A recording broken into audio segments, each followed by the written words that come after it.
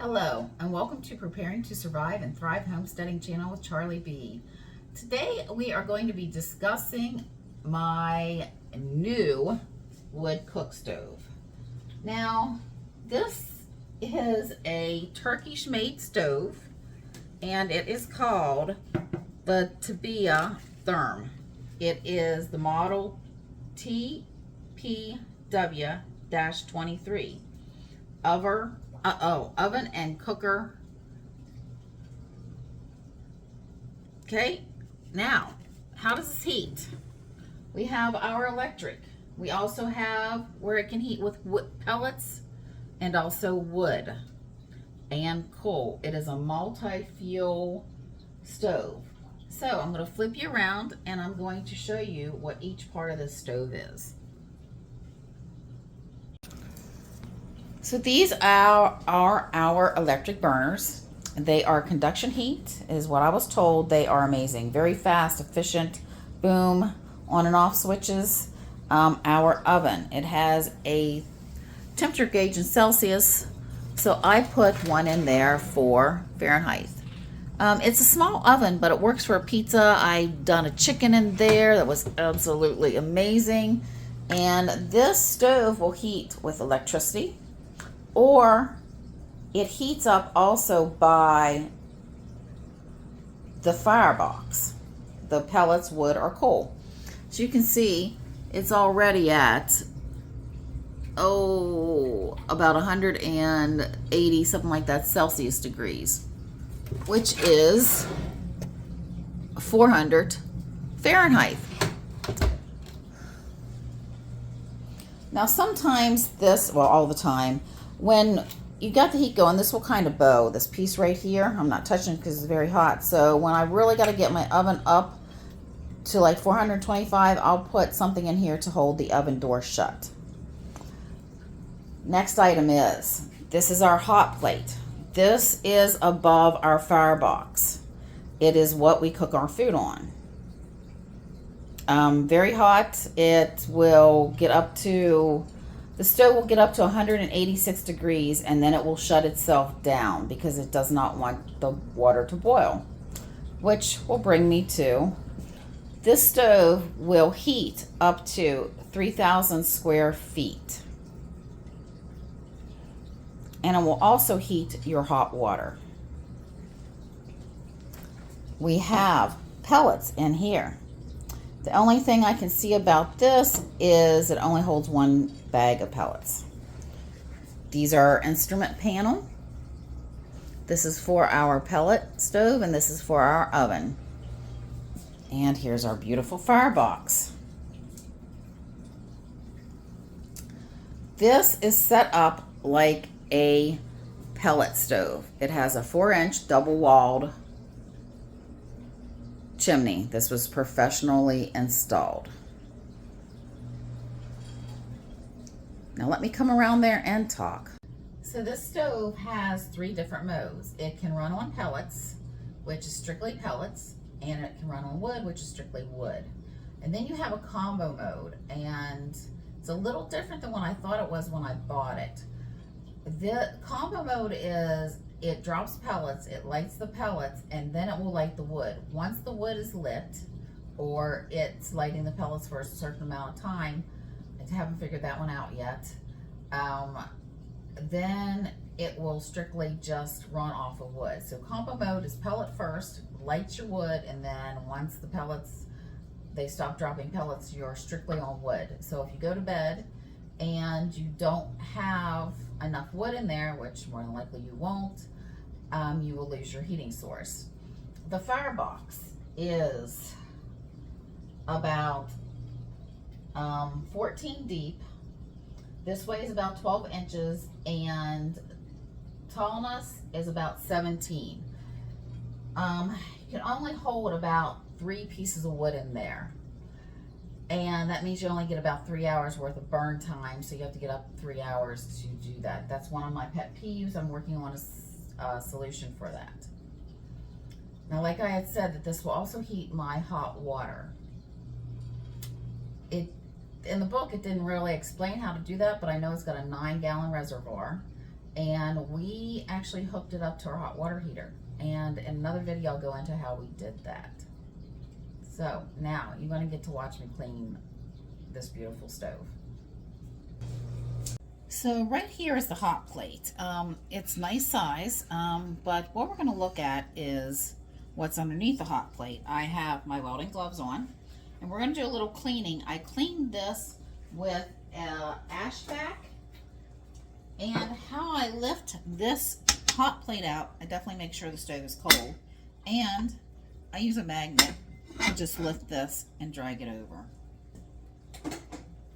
Now this stove is fairly cold, and what I do is they gave you this tool to be able to clean the stove. Yeah, we'll just leave it at that.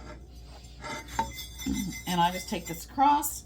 But I found out that this is normally easier to clean, and I've already cleaned some of this stove this morning when I was contemplating doing this video today. So I'm dirty. You may see me with soot on my face here when I come back over. I'm lifting this up into the center. I'm literally leaning this over onto a window sill that I have.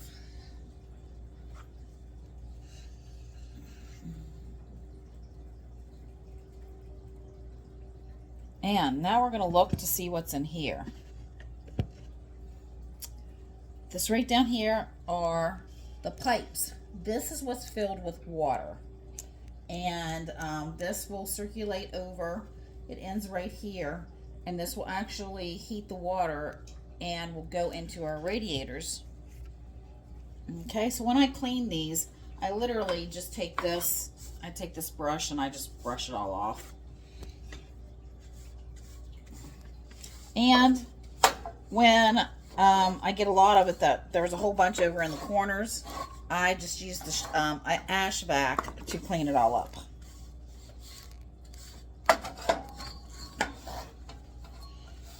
So you're supposed to clean this up, I guess, about once a week. And yes, it is a dirty job.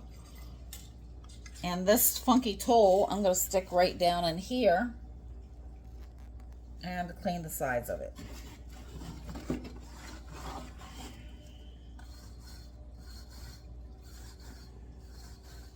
I'm going to finish cleaning this and we'll get right back to it.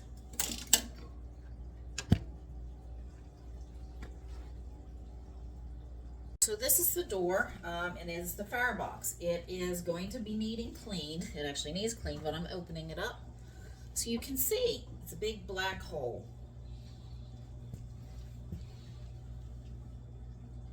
So how I clean this, I have to literally take some of it apart. This right here that looks like it has teeth, it helps keep the wood in the stove. I'm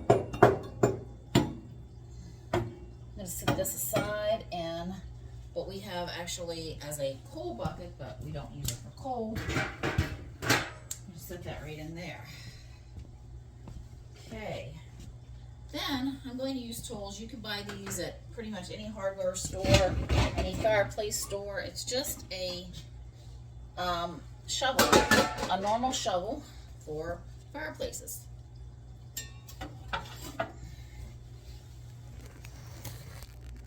Let's bring it over a little bit better.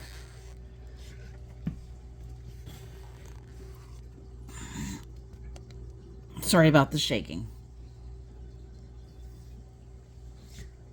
I just shovel it out like this, and I put it in my metal garbage can.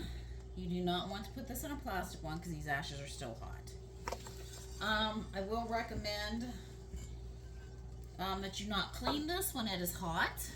This is actually probably a little warmer than it should be. You can see I'm getting to some grates down here. So let me finish cleaning this out because I need where the camera is so I can work on it. We'll be back in a few minutes. This is inside of the Firebox that has been used since October 31st, 2022, and today is December 15th. We're in the midst of an ice storm here in South Central PA. actually making more than one video today. And my husband, we were having trouble cleaning out this fire pit, which is right here. And this is where the pellets will drop into. But we were having trouble cleaning this out, so my husband took one of our other shovels that was made for a fireplace, and he cut it and bent it. So we ended up with this. Okay, this will get down in this firebox. This is hard to angle because I have the camera in here, the shovel in here, and a flashlight, because you're not going to be able to see this without the flashlight. So I just clean this out like this. Get as much as I can, and then I'll either push this down in so it goes into the bucket underneath, or I vacuum it out, which is probably what I'm going to start doing right now. And we will get back. I'm going to take you right inside the firebox.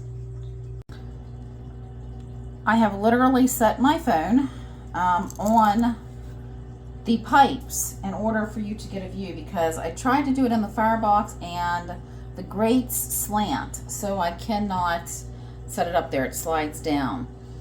So this is going to be interesting. Somebody said they wanted information on the stove. I hope they like all the information they're going to get. So this little tool is what they sent me to hook that down there. However, this tool did not look like this. It looked more like a U. So I bent it to make it work. This was so hard to get out. My husband literally had to take a grinder to it and grind it to make it easier for us to get out. And I have to pull on it.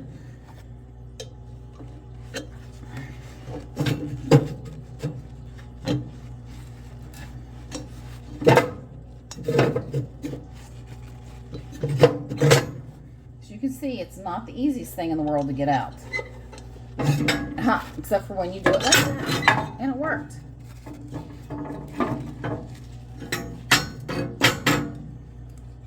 So I'm going to put this in the coal bucket because it's still warm.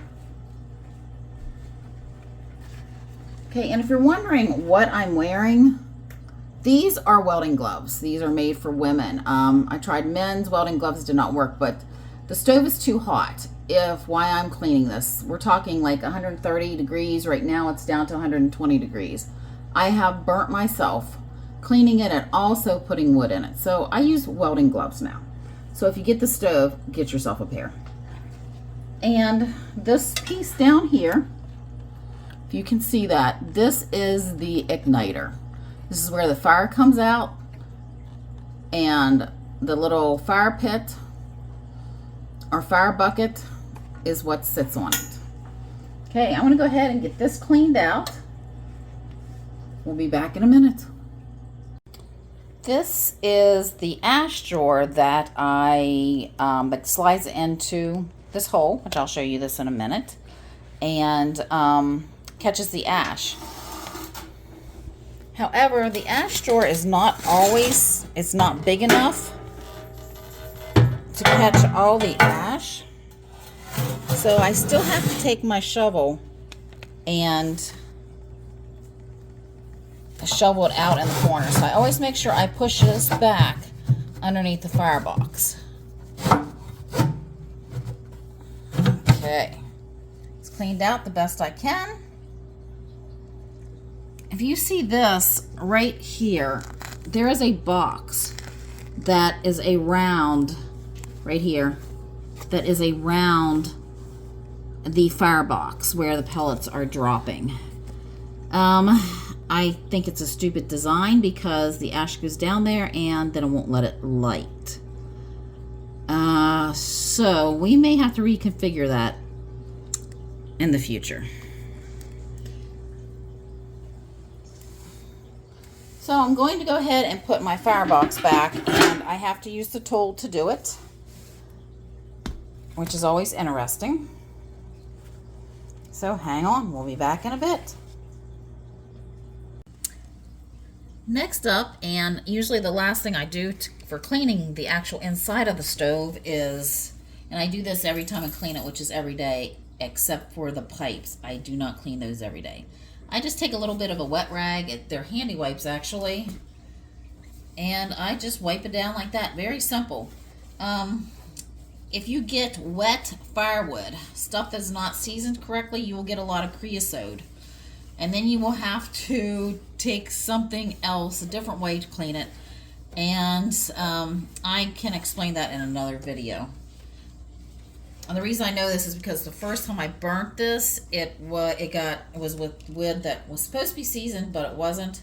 Then I take another handy wipe and I just wipe it off. And then I will load up the firewood. Stacking the firewood, I can get about 3 pieces in here. Unfortunately, the way it's stacked now is as it burns, some of the big embers are going to fall on the fire pot, and that's going to lead to a problem because it will not burn completely up. It will actually overflow the fire pot and will cause the pellets to kind of get backed up. So we'll be back in a minute and we're going to get this thing lit up. And we have ignition. And you can still see the shadow of my pants.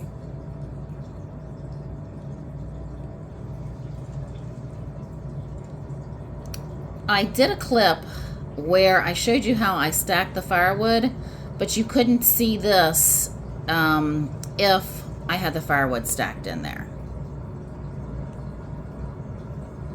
So as I said, that this needs to come up to at least 150 degrees in order to be able to cook on it. 160 if you want to boil water in a pot to make like noodles or rice or something like this.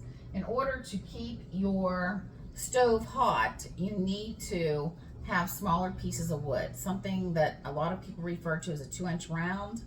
I would not, if I was trying to get the stove up to temperature really fast and the hot plate, I would not use anything much bigger than this to put in the stove to keep it going. With the pellets, I have not been able to get the stove above 132 degrees. That will not cook your food. It will not heat your oven enough. So you have to have wood in order to get this going. When I bought the stove, I bought it from Obadiah's Stove Company. It's also Discount Stoves. They link you to the same website.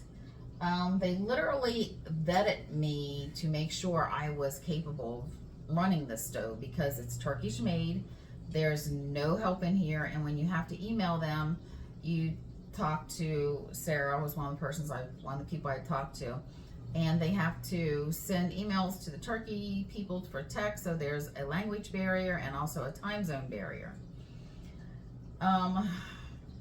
We did have one issue. We had a sensor go out, and which we could discuss that in another video, but I'm not going to get into it. I did this video backwards. I filmed my first part of this video cleaning the stove, went up, got cleaned up because I was covered in soot because I took this thing completely apart so you could see the nitty gritty of us doing this.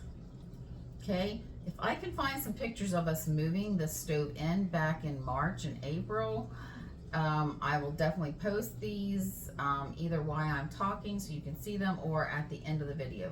Not sure I can find any pictures though. Well, you learn more about this stove, and if you're interested, call Obadiah's or give them an email to a salesman and they will help you out further. Now, I was not asked to make this review. I bought the stove myself. So I am just doing this because people have asked me about it, and I got told the other day it was clickbait when I was canning my bone broth on my hot plate. So if you like my content, please like, share, and subscribe. And my Facebook followers, please leave comments on my YouTube channel also so I can answer them there and more people will be able to see what your comments are.